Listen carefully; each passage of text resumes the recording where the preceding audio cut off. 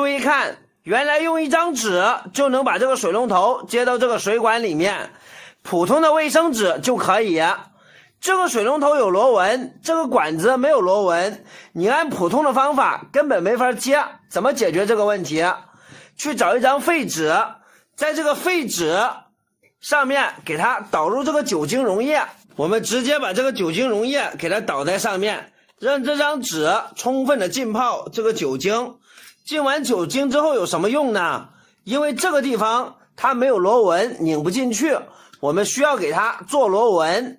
怎么做呢？就用这一张纸帮忙啊，把这些酒精全部吸收之后，把这张纸给它塞到这个管子里面。